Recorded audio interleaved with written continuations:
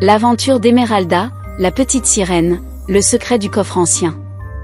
Dans les profondeurs bleues de l'océan, où les poissons nagent parmi les coraux colorés et les perles cachées, vivait une petite sirène nommée Emeralda.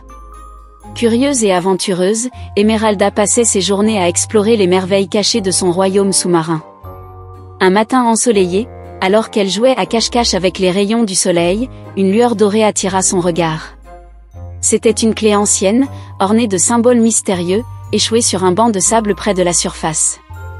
Intriguée par sa trouvaille, Emeralda consulta la sage tortue Tessa, gardienne des histoires anciennes. Tessa lui parla d'un coffre légendaire, perdu depuis des siècles, qui ne pouvait être ouvert que par la clé d'or. Emeralda, le cœur battant d'excitation, décida de partir à la recherche du coffre. Elle savait que le voyage serait long et semé d'embûches, mais l'appel de l'aventure était trop fort pour être ignoré. Emeralda ne fut pas seule dans sa quête. Delphin, le dauphin le plus rapide et le plus joyeux de l'océan, se joignit à elle, promettant de l'aider à naviguer à travers les courants marins et les dangers. Ensemble, ils rencontrèrent de nombreux habitants de l'océan, certains amicaux, d'autres méfiants, mais chacun partageant un morceau de l'énigme menant au coffre.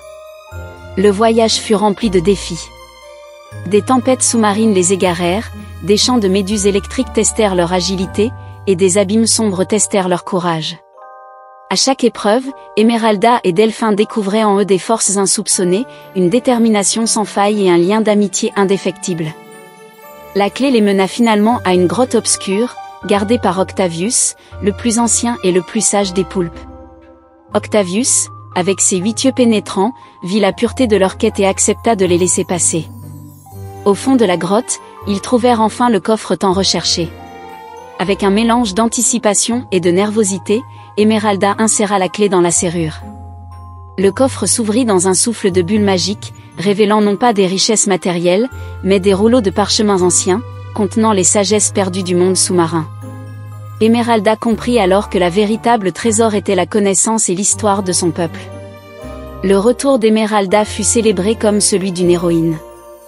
Avec les parchemins, elle put enseigner à son peuple les leçons oubliées du passé, renforçant l'unité et la sagesse du royaume. Emeralda, autrefois une petite sirène curieuse, était devenue une véritable exploratrice et conteuse, veillant à ce que les histoires de son peuple ne soient jamais oubliées.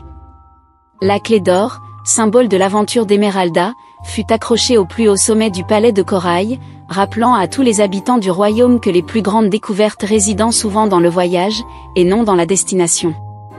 Et quant à Emeralda, elle continua d'explorer, de découvrir et de rêver, car l'océan était vaste, et ses mystères, infinis.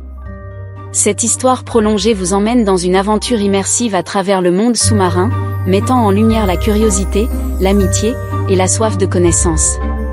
Emeralda et ses compagnons montrent que le courage, la persévérance, et un cœur ouvert peuvent mener à des trésors inestimables.